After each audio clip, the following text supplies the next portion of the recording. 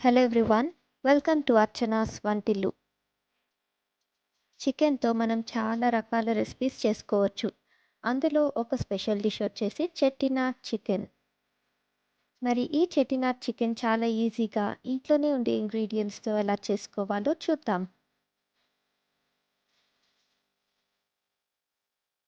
First మనం masala powder చేసుకోవాలి. మసాలా కోసం ధనియాలు 2 టీ స్పూన్స్, జీలకర్ర 1 టీ స్పూన్, మిరియాలు హాఫ్ టీ స్పూన్, దాల్చిన చెక్క 4 ఇలాచీ, 5 లవంగాలు, స్టార్ అనీస్ 1, మేస్ 1 తీసుకోవాలి. స్టవ్ పైన ఒక కడాయి వేడి చేసుకొని పైన చెప్పిన ఇంగ్రీడియంట్స్ అని డ్రై రోస్ట్ చేసుకోవాలి. ఒక 2 to 3 మినిట్స్ లో టు మీడియం ఫ్లేమ్లో కనుక మనం ఫ్రై చేసుకుంటే కలర్ చేంజ్ అవుతుంది అండ్ మంచి వాసన కూడా వస్తుంది.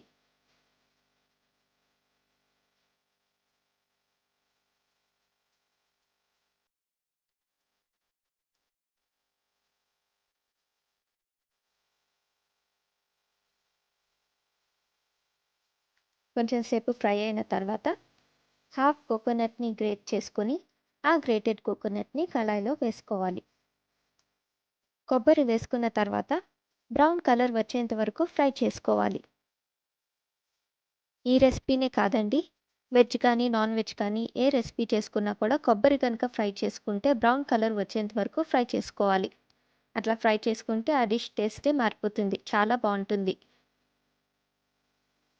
ఒక 2 to 3 మినిట్స్ కనుక మనం ఫ్రై చేసుకుంటే కొబ్బరి చూసారా ఇట్లా బ్రౌన్ కలర్ అయిపోతుంది. కొబ్బరి ఇట్లా బ్రౌన్ కలర్గా మారితే మాత్రం చాలా మంచి వాసన వస్తుంది. ఇప్పుడు మనం స్టవ్ ఆఫ్ చేసేసుకోవచ్చు. ఇప్పుడు మనం ఈ మసాలాని చల్లార్చుకోవాలి. మసాలా కళాయిలోనే ఉంటే కలర్ చేంజ్ అయిపోతుంది కాబట్టి వేరే ప్లేట్లోకి ట్రాన్స్ఫర్ చేసుకొని చల్లార్చుకుందాం. మసాలా చల్లగా అయిపోయిన తర్వాత మిక్సీలో వేసుకొని పౌడర్ చేసుకోవాలి.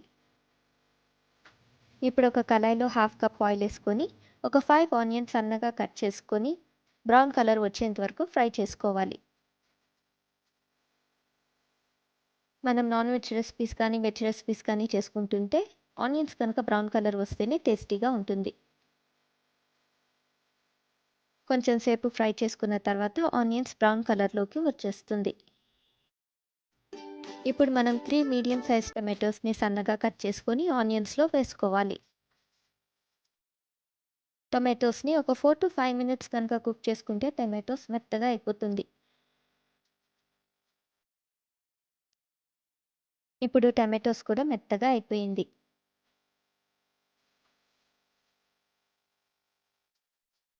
ఇప్పుడు అల్లం వెల్లుల్లిపాయ పేస్ట్ 2 టీ స్పూన్స్ వేసుకొని పచ్చి వాసన పోయేంత వరకు ఫ్రై చేసుకోవాలి.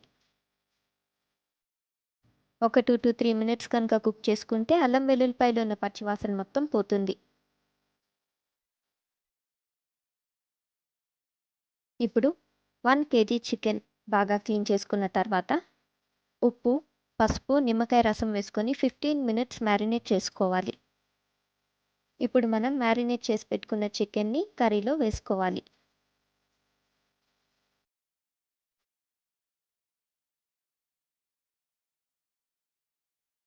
ఇప్పుడు చికెన్ని ఒకసారి బాగా కలుపుకోవాలి.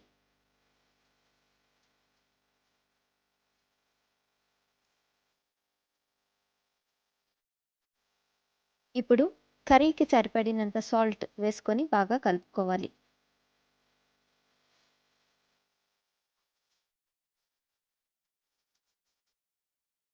ఒకసారి కలుపుకున్నాక చికెన్ని ఒక 5 మినిట్స్ వరకు మూత పెట్టుకొని కుక్ చేసుకోవాలి.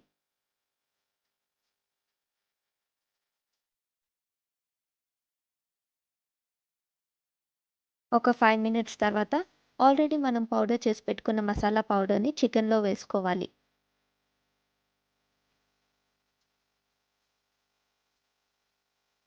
తర్వాత 2 టీ స్పూన్స్ కారం వేసుకోవాలి.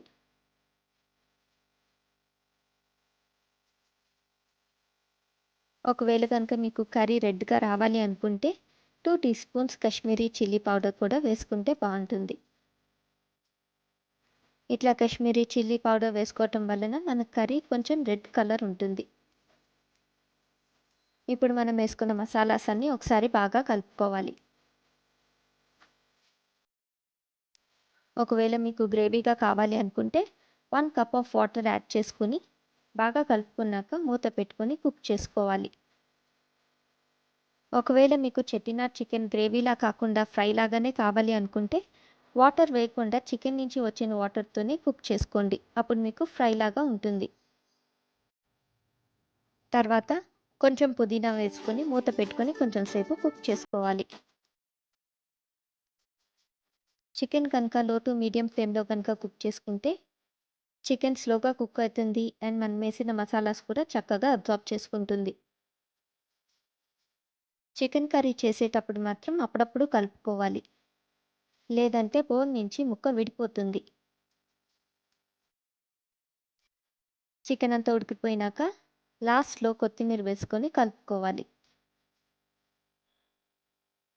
ఇప్పుడు మనం మసాలాతో పాటు కొత్తిమీర పుదీనా కూడా వేసుకున్నాం కాబట్టి ఆ ఫ్లేవర్స్ కూడా ఈ చికెన్కి యాడ్ అవుతుంది. మీకు చికెన్ గ్రేవీ ఎంత కన్సిస్టెన్సీ కావాలంటే అంత కన్సిస్టెన్సీ వచ్చేంత వరకు కుక్ చేసుకోవాలి. ఒకవేళ ఫ్రై ఐటెం లాగా కావాలి అనుకుంటే వాటర్ కొంచెం తక్కువ వేసుకోండి. ఒకవేళ రైస్లో కనుక కలుపుకొని తినాలి అనుకుంటే గ్రేవీ ఉండేలాగా చూసుకోండి. మీరు ఎలా చేసుకున్నా కానీ టేస్ట్ మాత్రం ఒకటేలాగా ఉంటుంది. చికెన్ ఉడికిపోయినాక స్టవ్ ఆఫ్ చేసేసుకొని ఒక సర్వింగ్ బౌల్లోకి తీసుకోవాలి. ఈ చెట్టినాడ్ చికెన్ బగారా రైస్లో కానీ చపాతీలో కానీ తింటే చాలా బాగుంటుంది. ఒకవేళ చెట్టినాడ్ చికెన్ కనుక చేసుకుంటే దాంతోపాటు బగారా రైస్ కూడా చేసుకోండి.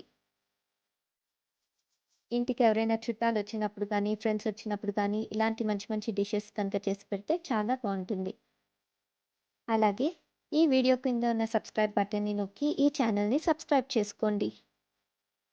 మరి మీరు కూడా ఈ చెట్టినాడ్ చికెన్ మీ ఇంట్లో ట్రై చేసుకొని కామెంట్ సెక్షన్లో పోస్ట్ చేయండి.